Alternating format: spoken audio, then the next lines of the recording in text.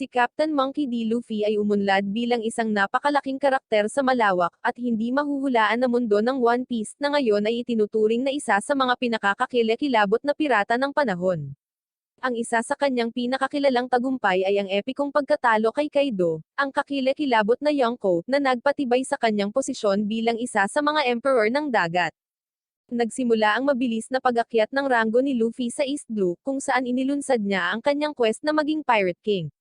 Nalampasan niya ang ilang mga hadlang, sinalungat ang mga rehimen, at nakilala ang mga kilalang personalidad sa buong taon. Gayunpaman, ang kanyang pinakakahanga-hangang tagumpay ay ang kamakailang pagtalo kay Kaido, na kilala bilang isa daang Beast Pirate. Sa video ngayon, pag-uusapan natin kung gaano kahalaga ang paglakas ni Luffy sa kwento, at kung siya ba ang kasalukuyang pinakamakapangyarihang karakter sa universo ng One Piece. Nagawa ni Luffy ang napakalaking gawain na ito sa tulong ng kanyang tapat na mga kasamahan sa Straw Hat, ngunit ang kanyang personal na lakas at kasanayan sa pakikipaglaban ay mahalaga. Ang kanyang pinabuting lakas ng Gomu Gomu no Mi, isang devil fruit na nagbibigay ng kapasidad na mag-inat at hubugin ang katawan na parang nababanat, ay naging isang malaking kalamangan. Ang Gomu Gomu no Mi ay isa sa pinakabihira at pinakamahiwagang devil fruit na kilala, gayunpaman, ang potency nito ay minsan minamaliit ng mga taong walang alam sa aktwal na potensyal nito. Ang kakayahan ni Luffy na i-extend ang kanyang mga bahagi ng katawan sa hindi kapani-paniwalang haba ay hindi lamang isang pisikal na talento, ngunit isang pagpapakita din ng kanyang superior na karunungan sa devil fruit. Nalampasan ni Luffy ang mga inaasahan sa pamamagitan ng ganap na pag-awaken sa Gomu Gomu no Mi, na inilagay siya sa patas na antas sa mga Yonko, ang apat na pinakamakapangyarihang pirata sa mundo. Maraming mga kalaban ang natagpuan na ang kanyang kakayahang umangkop at mag-imbento sa panahon ng laban, kasama ang kanyang walang humpay na katatagan, ay isang napakalaking balakid. Ang panalo laban kay Kaido ay hindi lamang nagdulot sa kanya ng titulong Yonko, ngunit nagdulot din ito ng malaking kaguluhan sa pandaigdigang kaayusan.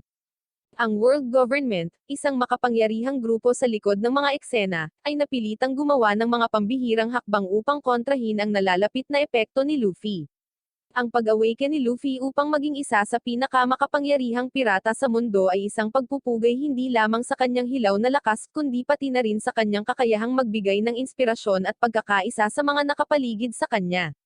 Nagpapakita si Luffy ng isang malakas na panganib sa umiiral na pagkakasunod-sunod, na umaabot sa mga hangganan ng kung ano ang itinuturing na posible sa One Piece na may pamagat na Yonko at ang kumpletong pag-awaken ng Gomu Gomu no Mi. Ang kapanapanabik at hindi tiyak na hinaharap ng Grand Line ay umaasa, kasama si Luffy bilang isang mahalagang ahente ng pagbabago. Nakamit ni Luffy ang isang anyo na lumalabag sa kilalang mga hangganan ng Gomu Gomu no Mi, na pinapataas ang kanyang posisyon na lampas sa isang simpleng Yonko, salamat sa pag-awaken ng kanyang Devil Fruit at sa pagtupad ng Gear 5. Ang pagbabagong ito, ang kinahinatnan ng kanyang devil fruit na ganap na namumulaklak, ay naglalagay sa kanya bilang isang ganap na hindi mapigil ang puwersa sa mabagyong tubig ng One Piece.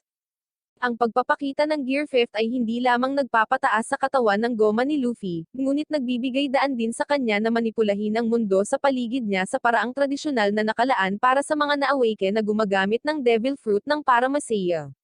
Ang lakas na ito, nakahalintulad sa paggising ng isang Diyos, ay nagpapataas kay Luffy sa antas na higit sa kanyang normal na kakayahan. Ang Liberation Drums na tumutunog sa pagpasok ni Luffy sa Gear 5 ay kumakatawan hindi lamang sa kanyang pisikal na pangingibabaw, kundi pati na rin sa pangako ng kalayaan na dala niya. Si Luffy, bilang isang nagising na mythological zone na huwaran sa isang Diyos, ay nagtataglay ng maalamat na lakas, bilis, at tibay. Ang pagkatalo kay Kaido, isa sa pinakakinatatakutan na Yonko at may hawak ng isang maalamat na Zone Devil Fruit, ay hindi mapag-alinlangan ng patunay ng pangingibabaw ni Luffy.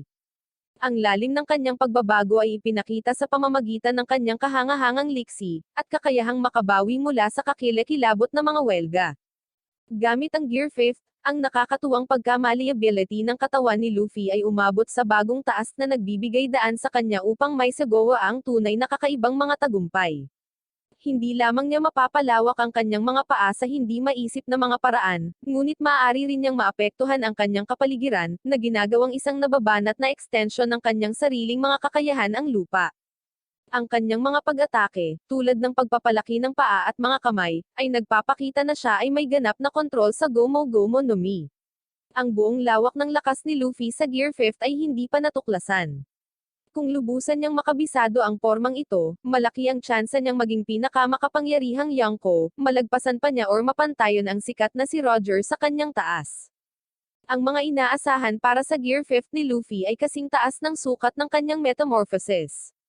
Sa potensyal ng kompletong pag-uutos ng kakayahang ito, isang hinaharap ang makikita kung saan hindi lamang nakikipagkompetensya si Luffy ngunit higit pa sa kasalukuyang Yonko, na naging isang walang kapantay na powerhouse sa karagatan. Lumilito ang nakatagong potensyal ng Gear 5 bilang isang kritikal na instrumento sa nalalapit na konklusyon ng One Piece saga.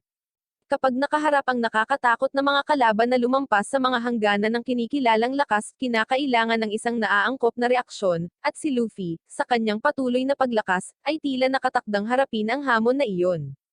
Sa patuloy na pagpapabuti ni Luffy, ang ideya ng pakikipaglaban sa mga kazmak na panganib, at mga maalamat na tao ay nagiging isang konkretong katotohanan.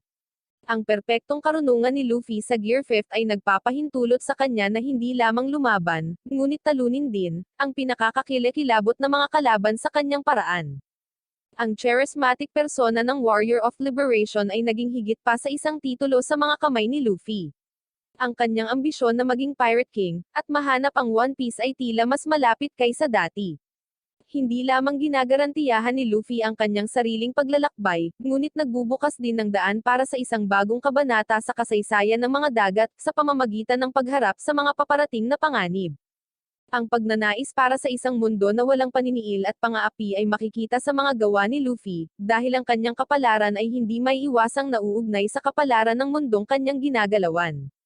Ang Gear 5, sa kritikal na yugtong ito, ay nangangahulugang hindi lamang isang pag-upgrade sa armory ni Luffy, ngunit isang pagbabago sa kanyang mismong kaluluwa.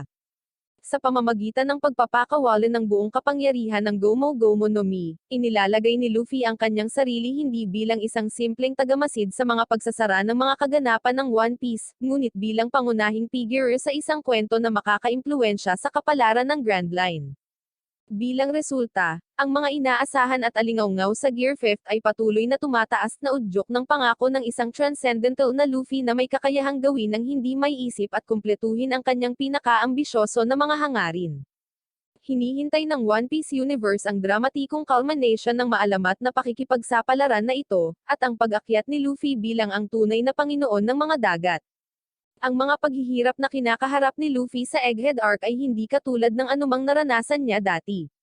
Sa maliwanag na paglaki ng mga kinikilalang kalaban at paglito ng mga bagong kakayahan, alam ng Straw Hat Captain na upang matupad ang kanyang matayog na layunin, dapat niyang itulak ang mga hangganan ng kanyang kapangyarihan ng mas malayo. Ang kamakailang pagbangon ng mga pinahusay na kasanayan kay Kizaru, lalo na sa kabuuang kasanayan sa Gear 5, ay isang kapansin-pansing paglalarawan kung paano kahit na ang mga matatag na kalaban ay maaaring umabant sa hindi inaasahang taas. Ang pagharap sa isang Marine Admiral ay palaging isang nakakatakot na gawain, ngunit ngayong naitaas na ni Kizaru ang kanyang mga talento sa ganap na pag-awaken ng kanyang Devil Fruit, nakita ni Luffy ang pangangailangan na pagbutihin ang kanyang sariling mga kakayahan. Ipinakita ng mga Gorosei na matatalinong pinuno at makapangyarihang mga mandirigma, na ang pagharap sa gayong makapangyarihan at mahuhusay na mga figure ay nangangailangan ng hindi lamang lubos na lakas kundi pati na rin ng isang mas mahusay na kaalaman sa kanyang sariling mga kapangyarihan at pangkalahatang potensyal ng Gear 5. Sina Shanks, Buggy, at Blackbeard, ang kasalukuyang Yonko ng bagong panahon ng mga pirata na ito, ay sumisimbolo sa isang trinidad ng mabibigat na puwersa, bawat isa ay may sariling partikular na panganib. Upang maisakatuparan ang kanyang mga hangarin na maging hari ng pirate at ibagsak ang umiiral na kaayusan, hindi dapat maliitin ni Luffy ang tiyaga at katalinuhan ng kanyang mga kalaban. Kapag pinagkadalubhasaan ng maayos, magiging susi ang Gear 5 sa pagharap sa mga malalakas na kalaban na ito. Ang World Government, Marines, at Yonko ay nagbibigay ng tatlong-pronged na gawain para masakop ni Luffy upang mapagpasyahan ang kapalaran ng Grand Line. Si Luffy ay hindi lamang tumutugma ngunit lumampas sa napakalaking kakayahan na ito, sa pamamagitan ng paggamit ng pinakamataas na potensyal ng Gear 5 at ganap na pagpapakawalan ng nagising na kapangyarihan ng Gomu Gomu no Mi. Habang naghahanda siya para sa paparating na mga salungatan, ang masipag na pagsasanay, pagtuklas sa sarili, at patuloy na paglago ni Luffy ay magiging kinakailangan. Ang kapalaran ng One Piece Universe ay nasa mga kamay ni Luffy, at ito ay sa pamamagitan ng patuloy na pag-unlad ng Gear 5 na siya ang magiging spark para sa pagbabagong labis niyang ninanais. Si Luffy ay nakalaan para sa magagandang bagay, ngunit upang makamit ang mga ito, kailangan niyang maging mas malakas.